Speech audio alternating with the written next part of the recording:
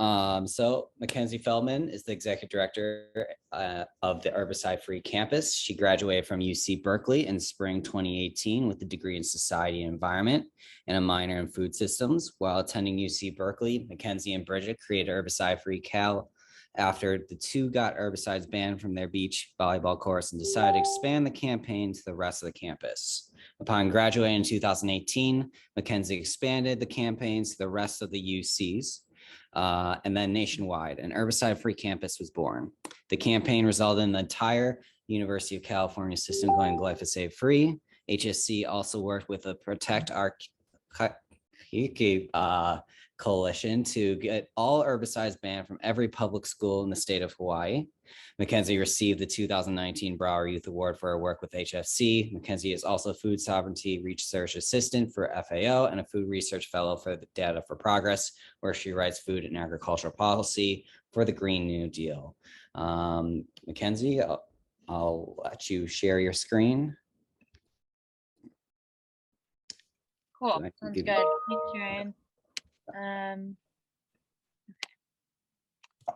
Share mine here. Hi, everyone. Thanks for coming today. So like Ryan said, I'm Mackenzie and I run this organization called Herbicide-Free Campus.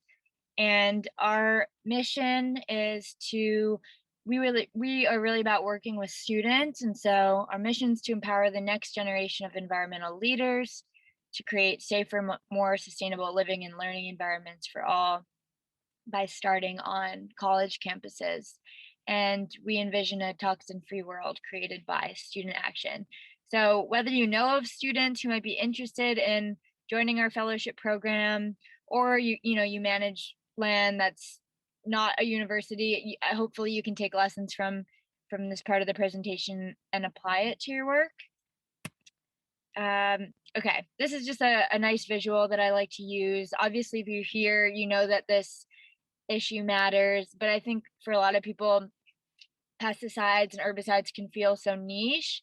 And so sometimes it's important to look at all the intersections, whether you care about soil or you care about pollinators or workers' rights or water. Like there's so many intersections of synthetic chemicals. And I think this is important if you're trying to engage your community or you're trying to get people to care about this, because really it's just about finding what they care about and connecting it to this issue. So here's a little bit about HFC. It started when I was a student at Berkeley. Me and Bridget were both student athletes on the UC Berkeley beach volleyball team. And one day we showed up for practice and our coach said, if the ball rolls off the court, just let it go, because an herbicide had just been sprayed everywhere around the court. And coming from Hawaii, where I'm from, I was well aware of pesticides and the toxicity, because a lot of people who live near agricultural sites in Hawaii were getting birth defects and cancer and all of these things from the drift. And so me and Bridget and Bridget's actually from Naperville, Illinois, Jim, which is really funny. And so we asked our coach to connect us to the grounds manager, and he said he was spraying Ranger Pro. And when we asked him to stop, he was totally cool about it. And he just said, yeah, I'll stop. I just don't have the staff to pick the weeds by hand, but if your team wants to do it, then great. And I won't ever spray this again. And so then our team started picking the weeds, and me and Bridget realized, wow, this was easier than we thought. We could take this model and expand it to the rest of campus. And so I wrote a piece in the school newspaper. We got a lot of community support. We built up a team. We engaged with the student government. And then talking about funding, we got this one woman from a local organization was connected to a grant, and she said if our grounds manager could fill this out, you could get a grant for the campus and bring in an organic land care specialist, Chip Osborne, to come and transition 2 sites on Berkeley's campus.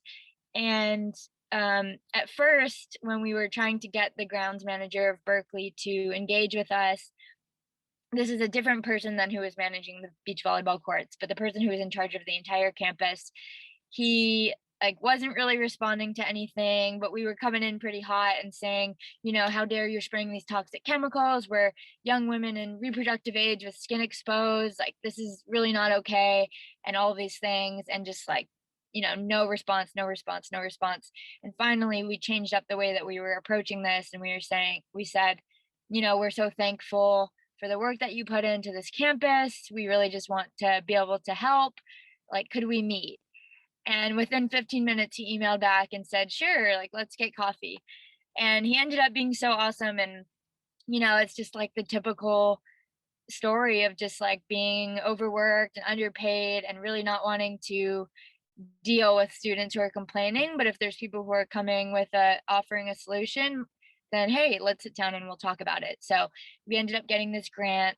We transitioned two of the largest green spaces on Berkeley's campus to organic, which was through soil testing and overseeding, aeration, compost tea, all of those things.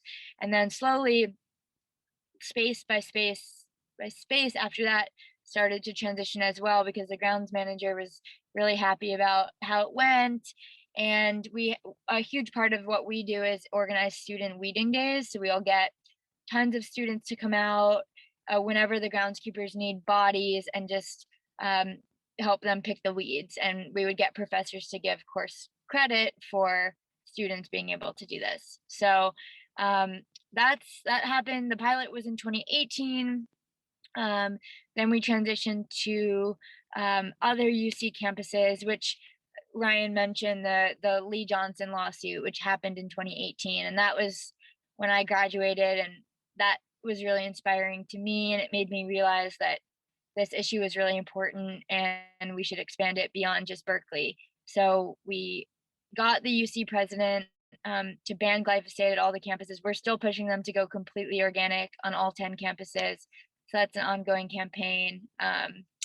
And then in 2020, we expanded, worked with a bunch of schools, but it was pretty clear that we really needed to hone in our focus and put all of our resources and energy into a few schools, with the intention of like getting those schools to become herbicide free. So now we have a fellowship program. So we pay students who we accept into our program. It's a 8-month long program, or 10 month long, sorry. And every other week they're meeting with our staff. We're teaching them how to bring this campaign to campus, how to work with your groundskeepers, how to look for funding so you can do an organic pilot project, and how, really how to build a team. So that's what we're about. And our application is open now. So if you know of any students who'd be interested in this, I can send the link. And we're also working on a boot camp, which we're starting in May, at the end of May. And that's going to be for community members, like really for anyone. 1 3-hour session on pesticides, everything you need to know. And then the second day is on organizing. So it's for anyone who wants to be a community activist and work on this in their community. And you can email me if you want more information on that. And this is a photo of Lee Johnson, the groundskeeper that Ryan mentioned. And he got cancer using Monsanto's herbicide product. He sued Monsanto. He won a big case. We ended up bringing him to Hawaii, and got, just from the Department of Education hearing his story, they decided to ban herbicides at every public school in the state. And that was a really awesome victory. And so this was like the next day, it was in the paper. And his story is important because I think it's easy to villainize the people who are spraying. It's like, oh my gosh, they're spraying this cancer causing chemical where I sit. And at the end of the day, Lee Johnson's story proves, first of all, like, he believed it was safe. His boss told him that Roundup was safe enough to drink, or Ranger Pro in this case, but like, the active ingredient is glyphosate in both. And he was told that that was safe enough to drink. And it just shows that the frontline workers are the people who are the most exposed and the most affected. And they're good people, and they don't want to be exposed to this just as much as we don't. And so it's really important to work with them, and not just even just like passing a policy and then it might be like a ton more work for them. I think it's really important to engage with them, so you're working on this together and you're coming up with the solutions together. Yeah, so we just produced this report, and I can also send that in the chat. We interviewed grounds managers and sustainability directors at campuses all over the country that have transitioned to organic. So it was like Harvard, Seattle University, Cascadia College, Willamette, there's a couple more. And the benefits were really awesome to see. Switching to organic, Harvard is saving like 2 million gallons of water every year, which is crazy. Cascadia College, which shares a campus with UW Bothell, saw a 26% decrease in water use. So if you're trying to convince someone that this is the right thing to do, like there's data that shows that it saves water. There's data that it shows that it actually could save money because you're not spending this money on the inputs anymore. And I can also send these to you. And also shows that it improves soil health.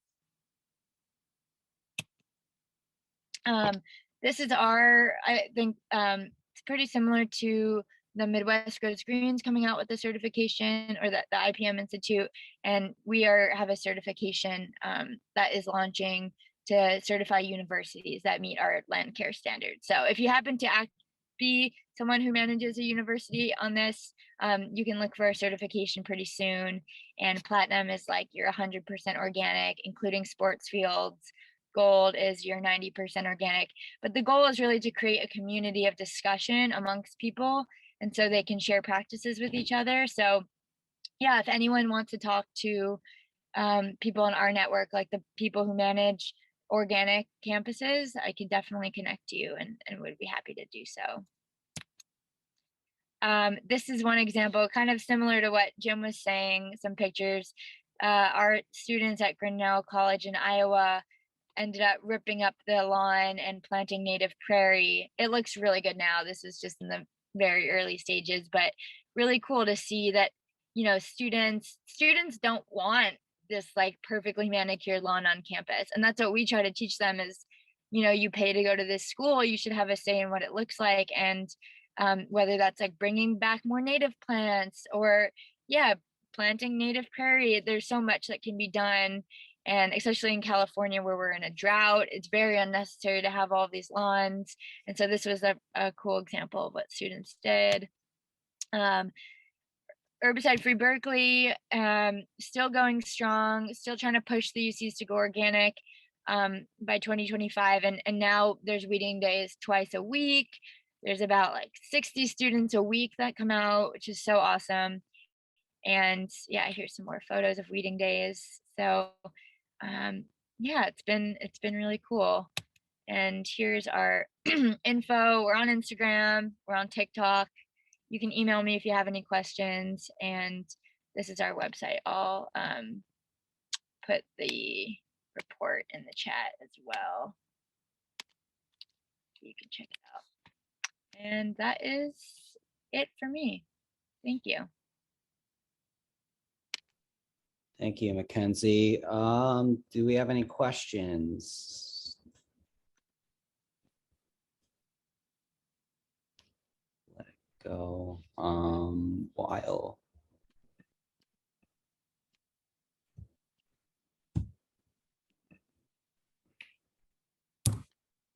Okay.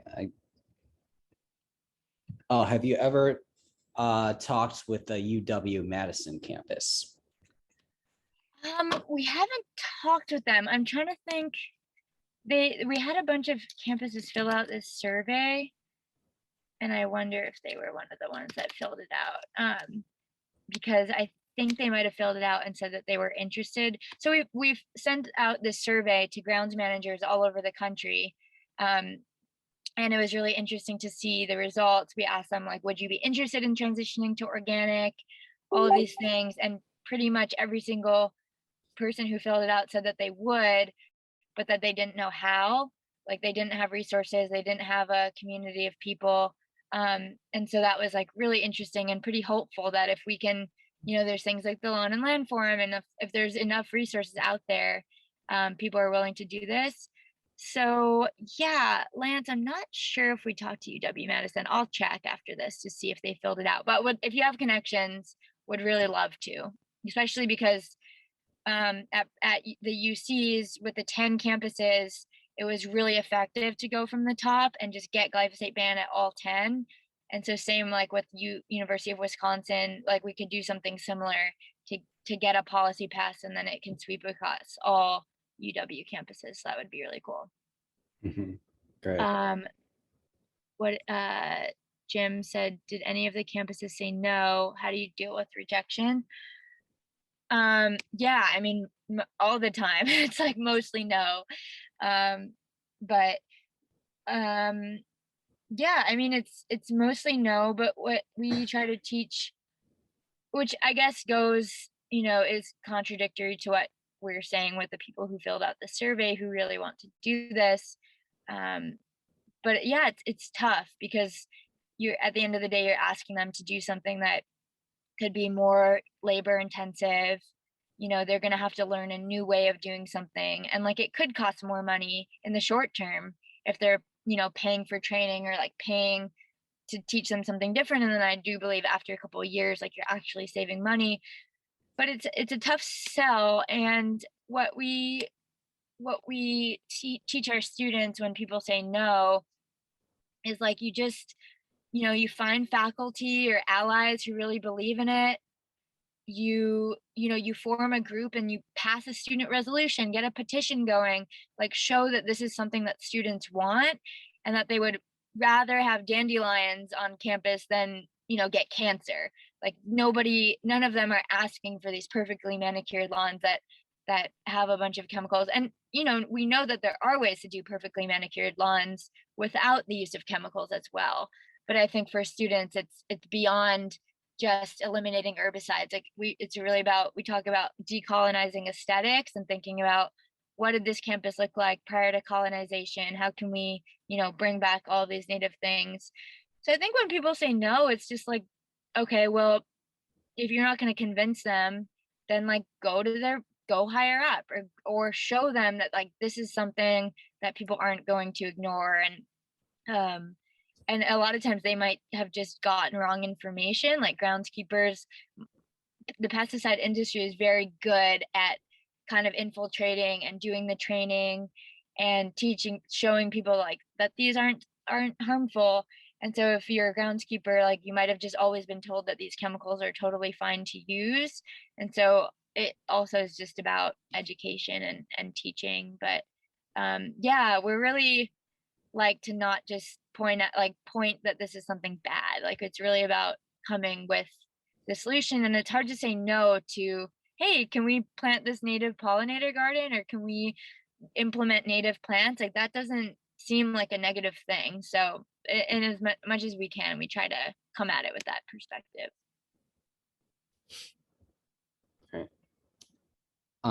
Just speaking on the Madison, so Lance Green is on the Madison Sustainability Committee, and that's where the question came from.